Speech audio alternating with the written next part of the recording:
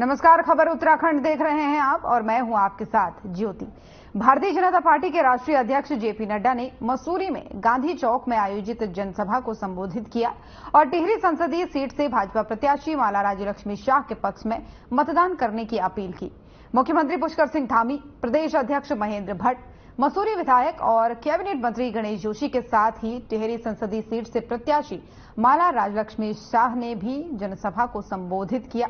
इस मौके पर भाजपा के राष्ट्रीय अध्यक्ष जेपी नड्डा ने कहा कि प्रधानमंत्री नरेंद्र मोदी द्वारा उत्तराखंड को विशेष महत्व दिया गया है और यहां पर केंद्र सरकार द्वारा कई योजनाओं का संचालन भी किया जा रहा है।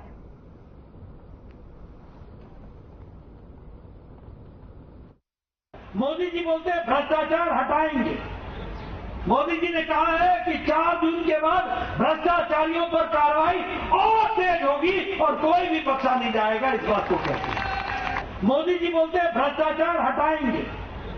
मोदी जी ने कहा है कि 4 जून के बाद भ्रष्टाचारियों पर कार्रवाई और तेज होगी और कोई भी बख्शा नहीं जाएगा। इस बात को कहते हैं।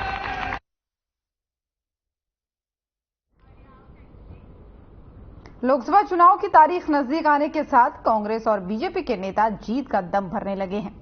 बीजेपी प्रदेश में अपने संकल्प पत्र को लेकर प्रेस कॉन्फ्रेंस कर रही है, तो वहीं अल्मोड़ा में कैबिनेट मंत्री रेखा आर्या ने कहा कि बीजेपी के संकल्प पत्र पर विकसित भारत की तस्वीर है। वहीं उन्होंने उत्तराखंड की सभी 5 सीटों में 5 लाख मतों के अंतर से जीत का दावा किया है। मंत्री रेखा आर्या ने कहा कि 19 अप्रैल को देश और प्रदेश की जनता मोदी सरकार की हैट्रिक लगाने जा रही है।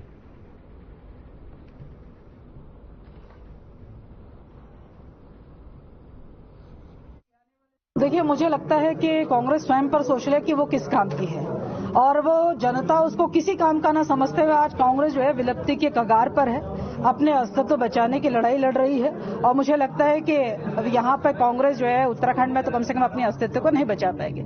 यहाँ 100% 5 लाख मतों की जीत के साथ में कमल का फूल 5 लोकसभा क्षेत्र में बहुमत के साथ प्रचंडता के साथ में जीतने की ओर जा रहा है। हर कोई व्यक्ति एक औपचारिक दिन की तलाश में है कि 19 तारीख आए, हम मतदान करें और प्रधानमंत्री मोदी जी को अब की बार मजबूत हैट्रिक पीरियड दें।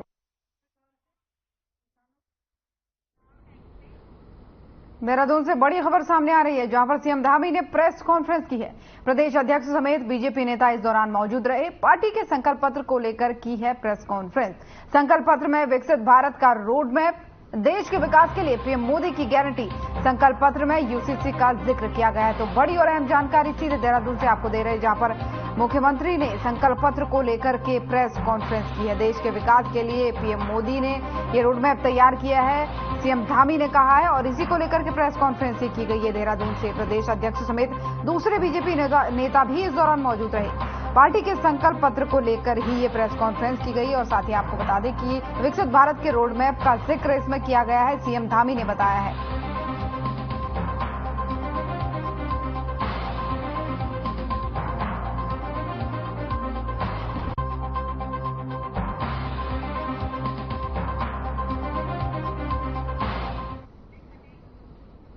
आगामी लोकसभा चुनाव में बीजेपी की ओर से 5 लोकसभा सीटों पर कुल 25 लाख से ज्यादा वोटों से जीतने के लक्ष्य को पाने के लिए उत्तर प्रदेश के मुख्यमंत्री योगी आदित्यनाथ ने विशाल जनसभा की है।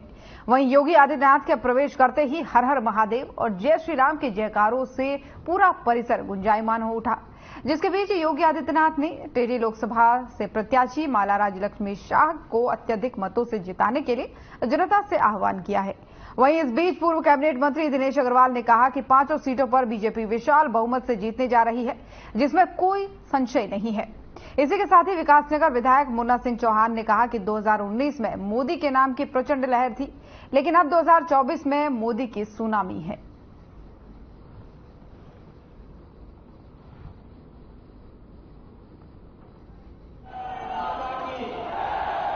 हम 5 सीटें भारतीय जनता पार्टी जो है वो विशाल बहुमत से जीतने जा रही है, कहीं पर कोई संशय नहीं है।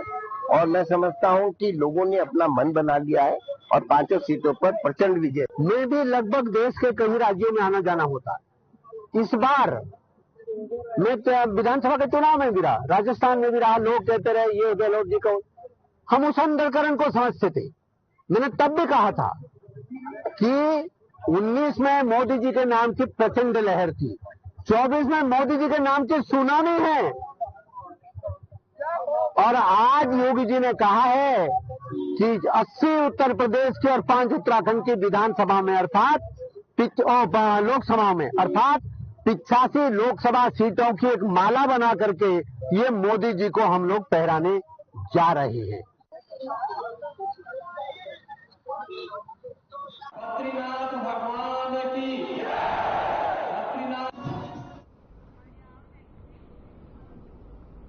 आगामी लोकसभा चुनाव इसी हफ्ते उत्तराखंड में होने वाले हैं, जिसे लेकर के उत्तराखंड निर्वाचन आयोग लगातार अपनी तैयारियों में जुटा हुआ है। वहीं गृहिणियों और महिला सर्विस मतदाताओं को भी निर्वाचन आयोग की तरफ से मतदान के लिए प्रेरित किया जा रहा है। इस बात को लेकर के उत्तराखंड के संयुक्त मुख्य निर्वाचन अधिकारी नमामि बंसल ने बताया कि 83 लाख मतदाताओं में से लगभग 40 लाख महिला मतदाता हैं। इसके साथ ही उन्होंने ये भी कहा कि पहले भी महिलाओं का पारंपरिक रूप से मतदान प्रतिशत ज्यादा रहा है, जिसके चलते महिला सर्विस मतदाताओं के लिए सभी गैर सरकारी विभागों में अपील की गई है।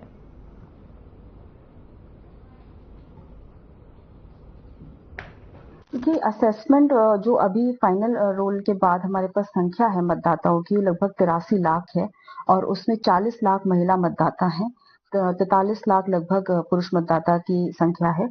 और जो 40 लाख के हमारे पास महिला मतदाता हैं, उनमें हमने पूर्व में भी देखा है कि हमारे राज्य में ट्रेडिशनली पारंपरिक रूप से महिला मतदान की संख्या जो प्रतिशत भी है वो भी काफी अच्छा रहता है पुरुष प्रतिशत के मुकाबले। तो इस बार भी यही प्रयास है, और जैसा आपने कहा कि यस, अलग अलग तरह से जो हमारे कार्य कर रही हैं महिलाएं, जो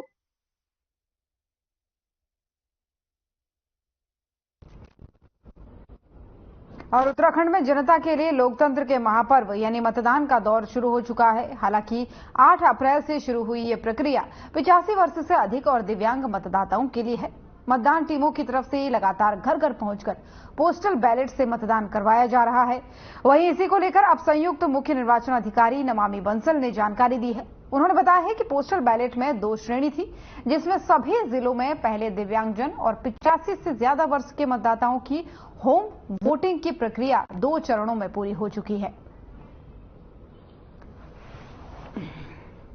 देखिए, पोस्टल बैलेट में 2 कैटेगरीज थी। एक तो जो हमारी होम वोटिंग की जा रही थी, दिव्यांगजन और जो हमारे 85 वर्ष की आयु से अधिक के मतदाता हैं, उन सबकी 2 चरणों में होम वोटिंग की प्रक्रिया पूरी हो चुकी है सभी जनपदों में।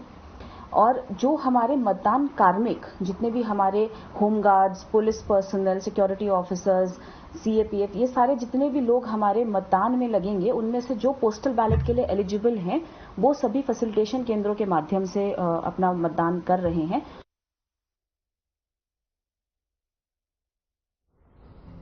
बीजेपी ने लोकसभा चुनाव के लिए अपना घोषणा पत्र जारी कर दिया है, जिसे संकल्प पत्र का नाम दिया गया है। संकल्प पत्र में उत्तराखंड की तर्ज पर यूसीसी को लागू करने की बात कही गई है, जिस पर कांग्रेस प्रदेश मीडिया प्रभारी चयनिका उनियाल ने चुटकी ली है। चयनिका उनियाल का कहना है कि बीजेपी यूसीसी को सिर्फ मुद्दा बना रही है, जिसके दम पर राज्य सरकार ने भी भूमि कानून, मूल निवास और नागरिकता कानून के जरिए उत्तराखंड की जनता के साथ धोखा किया है। साथ ही उन्होंने कहा कि यूसीसी को लेकर बीजेपी की नीयत साफ नहीं है।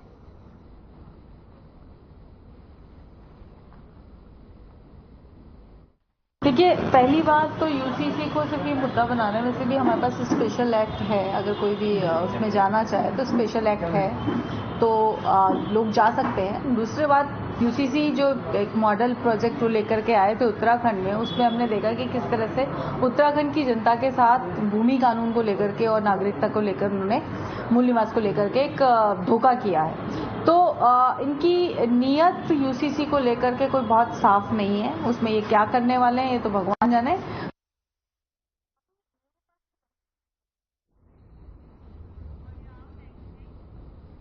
और लोकसभा चुनाव में मतदान के लिए चुनाव आयोग ने मतदाता जागरूकता अभियान चलाया हुआ है। सोमवार को उत्तराखंड के मुख्य सचिव राधा रतूड़ी ने सचिवालय के सचिवों, उप सचिवों, आईजी और सभी कार्मिकों को लोकसभा चुनाव में मतदान करने की सामूहिक रूप से शपथ दिलाई है। मतदाता शपथ ग्रहण समारोह की मुख्य अतिथि मुख्य सचिव राधा रतूड़ी ने कहा कि लोकसभा चुनाव में सभी कार्मिकों को मतदान के लिए जागरूक करते हुए शपथ दिलाई गई है। उन्होंने कहा कि सचिवालय के सभी कार्मिक 19 अप्रैल को अपने मतदान का प्रयोग जरूर करेंगे, क्योंकि ये उनका कर्तव्य ही नहीं, अधिकार भी है।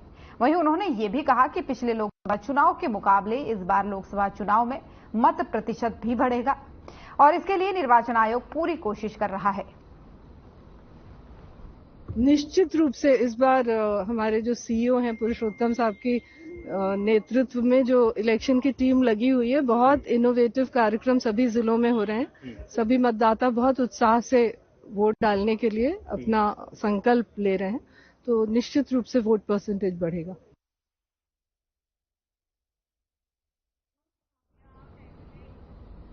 उत्तराखंड की हॉट सीट मानी जाने वाली नैनीताल उधम सिंह नगर लोकसभा सीट पर इस बार भाजपा नेता और निवर्तमान सांसद अजय भट्ट, कांग्रेस प्रत्याशी प्रकाश जोशी के बीच कांटे की टक्कर देखने को मिलेगी। दोनों ही प्रत्याशियों के समर्थक जहां सीट पर अपनी पार्टी का कब्जा बनाए रखने के लिए जीतोड़ कोशिश में जुटे हैं, तो वहीं 19 तारीख को मतदान का समय नजदीक आते आते काशीपुर में भाजपा और कांग्रेस नेताओं के बीच आरोप प्रत्यारोप का दौर भी अब चल पड़ा है। देखिए, माननीय अजय भट्ट जी पूरे नैनीताल उधम सिंह नगर लोकसभा के सांसद हैं।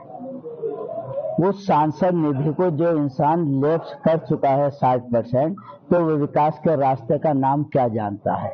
विकास कहाँ हुआ है मुझे आपसे मालूम करना हो कि काशीपुर महानगर में डबल इंजन की सरकार, जो अजय भट्ट जी सांसद होने के नाते नाते वो राज्य मंत्री भी हैं सेंट्रल गवर्नमेंट में। और ये मानकर आप चलो कि उत्तराखंड की तो हम 5 सीटें जीत ही रहे हैं, साथ ही साथ हम 400 भी पार कर रहे हैं। तो ये एक जो है वो, क्योंकि कांग्रेस खत्म है, कांग्रेस का कोई अस्तित्व नहीं बचा उत्तराखंड में, यूपी में और आसपास के प्रदेशों में। हमारा जो थोड़ा बहुत संघर्ष है वो साउथ की तरफ है और उसमें भी हमारी पार्टी बहुत आगे जा रही है। तो मेरा निश्चित रूप से ये मानना है कि अब की बार 400 पार।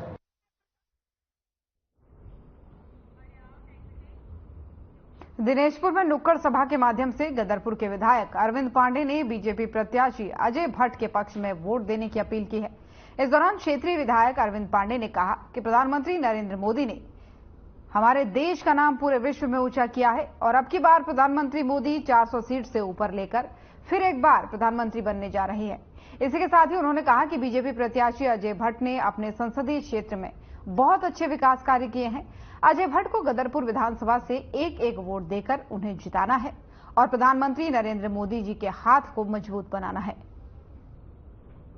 चुनाव नहीं होता है जब ऐसे प्रत्याशी लोग मैदान में आते हैं तो सभी अपने आप को जीता हुआ मानते हैं और मानना भी चाहिए, यही तो लोकतंत्र है। लेकिन ये चुनाव जो है, ये आम जनता ने चुनाव को अपना चुनाव बना लिया है। और ये मोदी के चुनाव है ना, मोदी जी का चुनाव, बीजेपी के चुनाव, ये मोदी जी का और बीजेपी के चुनाव नहीं है। देश की जनता ने इसको अपना चुनाव मान लिया है और मोदी जी को इस देश का प्रधानमंत्री तीसरी बार बनाने का संकल्प भी ले लिया है। रही बात परिणाम की, तो 4 जून को पता लग जाएगा। किसी दिए में जान है वो जलता रह जाएगा, ये समय ही बताएगा।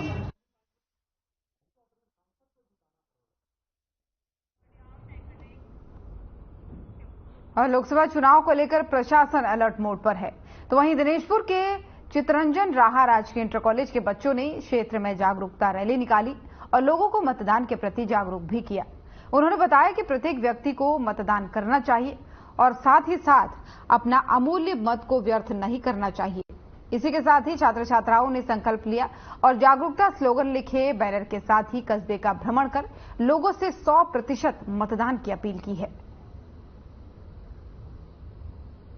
भारत निर्वाचन आयोग के निर्देशानुसार हर प्रांत में ऐसी अपेक्षा की गई है कि मत प्रतिशत बढ़े। हम सफल लोकतंत्र के पथ पर तभी अग्रसर हो सकेंगे जब हमारा वोटर जाकर के मतदाता जाए और जाकर के मताधिकार का प्रयोग करे। इसी उद्देश्य से शिक्षण संस्थानों से भी अपेक्षा की गई है कि आप जाएं और जाकर के मतदाताओं को जागरूक करें। इसी क्रम में आज की हमारी रैली थी और हमारा शपथ का जो कार्यक्रम था वो आज संपन्न हुआ है। आने वाले 19 तारीख को संपूर्ण देश में इलेक्शन का माहौल है और हम सबको पता है कि इलेक्शन होने वाला है। और आज हमने उसी विषय में हमारे स्कूल से हमने रैली भी निकाली है। इलेक्शन देखिए एक ऐसा चीज है कि संपूर्ण देश का जो सरकार निर्मित एक काम होता है, एक प्रत्येक व्यक्ति के अपने स्वयं के मत से ही सरकार बनती है। इलेक्शन के जागरूकता के लिए एक रैली निकाली गई, जिसमें सभी नागरिक एवं समाज को बताया कि 19 तारीख को राष्ट्र हित के लिए मतदान करें एवं आने वाली सभी चुनावों में अपना भागीदारी निभाएं।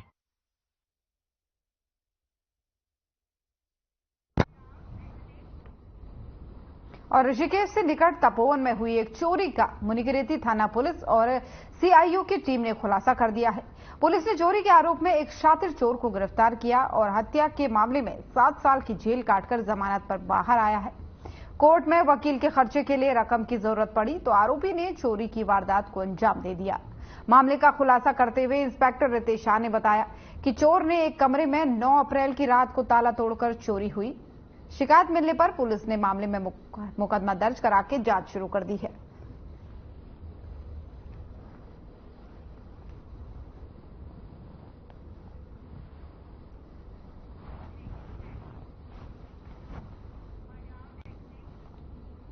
जनपद उधम सिंह नगर के खटीमा क्षेत्र में कई जगहों पर विश्व रत्न और ज्ञान के प्रतीक बाबा साहेब डॉक्टर भीमराव अंबेडकर की जयंती मनाई गई।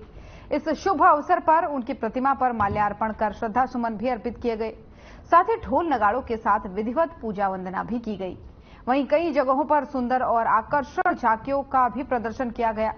आपको बता दें कि बाबा साहेब के जीवन से संबंधित युवाओं ने नाटक कला का भी प्रस्तुतिकरण इस दौरान किया। साथ ही देश के प्रति बाबा साहेब की योगदान और संघर्षों को याद करते हुए उनके आदर्शों पर चलने और उनके सपनों को साकार करने का संकल्प लिया गया।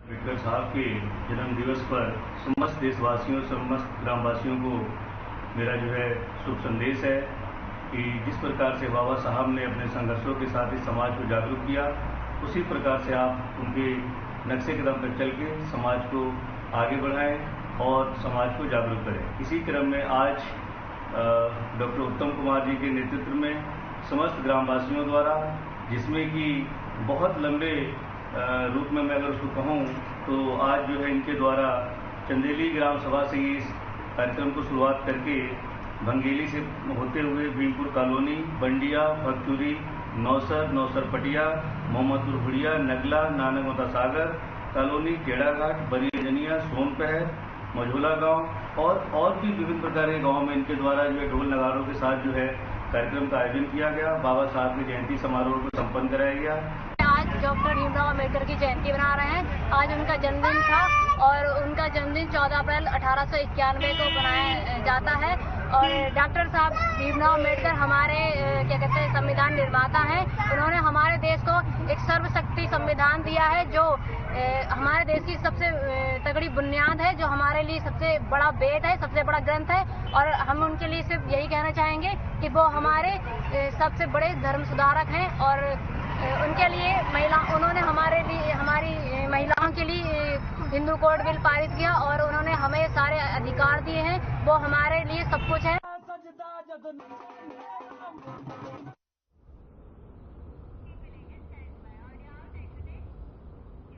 जनपद उधम सिंह नगर के खटीमा में चटिया फार्म में लोकसभा भाजपा प्रत्याशी अजय भट्ट के समर्थन में आयोजित एक जनसभा में हिस्सा लेने जा रही एक निजी स्कूल की बस और सीमेंट से लदे ट्रक की खटीमा बाईपास कंजाबाग चौराहे पर आपस में जबरदस्त टक्कर हो गई, जिससे बस में बैठे लगभग 2 दर्जन बच्चे और लोगों और दोनों वाहनों के चालक गंभीर रूप से घायल हो गए, जिनको आनन फानन में 108 और निजी वाहनों की मदद से अस्पताल लाया गया। वहीं सूचना पाकर मुख्यमंत्री धामी और भाजपा कार्यकर्ताओं ने अस्पताल पहुंचकर उनका हालचाल जाना। साथ ही आपको बता दें कि उनको ढांढस भी उन्होंने इस दौरान बधाया और उनके बेहतर इलाज के लिए चिकित्सा अधीक्षक को आवश्यक दिशा निर्देश दिए। ये जो बस दुर्घटना हुई है, इसके लिए हम सभी लोग को दुख है और ऊपर वाले की असीम कृपा है कि सब लोग सुरक्षित हैं और कुछ लोगों को हल्की फुल्की चोटें आई हैं, ये जितने भी बस यात्री थे ये सब लोग स्कूल बस के माध्यम से अपने एक पिकनिक मनाने जा रहे थे और उसके बाद ये लोग ऐसा लगता है कि उस एरिया में माननीय मुख्यमंत्री जी का भी आगमन था, तो उनको सुनने के लिए भी हो सकता है वहाँ पहुँचने का इनका कुछ रहा होगा। आज ट्रक और बस की भिड़ंत के उपरांत करीब 20 मरीज नागरिक चिकित्सालय खटीमा में लाए गए, जो कि गंभीर रूप से घायल कुछ मरीज थे और कुछ सामान्य रूप से घायल मरीज थे, जिन सभी का प्राथमिक इलाज कर दिया गया है और सभी सामान्य स्थिति के सभी को भर्ती कर दिया गया है। नहीं, किसी को भी अभी रेफर नहीं किया गया, सभी को निगरानी में रखा हुआ है और सभी का उपचार चल रहा है। और विजय संकल्प रैली का आयोजन किया गया। रैली में सीएम धामी शामिल हुए हैं। सीएम ने लोगों को यहां पर संबोधित किया है। आदरणीय जेपी नड्डा जी, भारतीय जनता पार्टी के यशस्वी और कर्मठ प्रदेश अध्यक्ष आदरणीय महेंद्र भट्ट जी और उत्तराखंड सरकार में मंत्री और मसूरी के लोकप्रिय विधायक आदरणीय गणेश जोशी जी और हम सब लोग, आप सब लोग जिनको समर्थन मत और अपना आशीर्वाद देने के लिए आज यहां पर एकत्र हुए हैं। टिहरी लोकसभा क्षेत्र की प्रत्याशी आदरणीय माला राज्य लक्ष्मी शाह जी, महानगर अध्यक्ष सिद्धार्थ अग्रवाल जी और लोकसभा चुनाव के प्रभारी आदरणीय विनय रोहेला जी, संचालक नेहा जोशी जी, राष्ट्रीय उपाध्यक्ष भारतीय जनता युवा मोर्चा कमली भट्ट जी, चुनाव प्रभारी मसूरी विधानसभा ज्योति कोटिया जी, प्रदीप रावत जी, राकेश रावत जी, मोहन पेटवाल जी, सुरेंद्र राणा जी, ओपी उनियाल जी, रमेश चौहान जी, दिनेश सुयाल जी एवं हमारे सभी पदाधिकारीगण, सभी आए हुए बड़े बुजुर्ग, माताएं बहनें, सभी नौजवान साथी, हमारे सैनिकगण, पूर्व सैनिकगण और पत्रकार मित्रों एवं छायाकार बंधुओं, मैं सबसे पहले तो आप सबकी तरफ से आज इस पर्यटन नगरी में, इस आंदोलनकारी भूमि में भारतीय जनता पार्टी के सुश्री राष्ट्रीय अध्यक्ष आदरणीय जगत प्रकाश नड्डा जी का देवभूमि आगमन पर उत्तराखंड की समस्त देवतुल्य जनता की ओर से आप सबकी तरफ से मैं स्वागत करता हूं, अभिनंदन करता हूं। एक बार जोरदार तालियां बजा दीजिए सब लोग। भाइयों बहनों, आदरणीय नड्डा जी पूरे देश के अंदर आज 18 करोड़ से भी ज्यादा कार्यकर्ताओं वाले विश्व के सबसे बड़े संगठन के राष्ट्रीय अध्यक्ष हैं, उसको नेतृत्व प्रदान कर रहे हैं और करोड़ों करोड़ कार्यकर्ताओं का मार्गदर्शन आपके माध्यम से होता है। आपके नेतृत्व में आज भारतीय जनता पार्टी 17 राज्यों में सरकार में है या सहयोगी दलों के साथ उन राज्यों की सरकारों का संचालन कर रही है। ऐसे महान संगठन जो आज विश्व का सबसे बड़ा संगठन है, उस संगठन के राष्ट्रीय अध्यक्ष के नाते आप काम करते हैं और आपसे हम सब कार्यकर्ताओं को एक प्रेरणा मिलती है कि कितनी सहजता से, सरलता से और शालीनता से एकदम ऐसा लगता नहीं है कि आप विश्व के सबसे बड़े राजनीतिक संगठन के अध्यक्ष हैं। भाइयों बहनों, निश्चित रूप से खबर उत्तराखंड देख रहे थे आप। बुलेटिन में फिलहाल इतना ही। नमस्कार।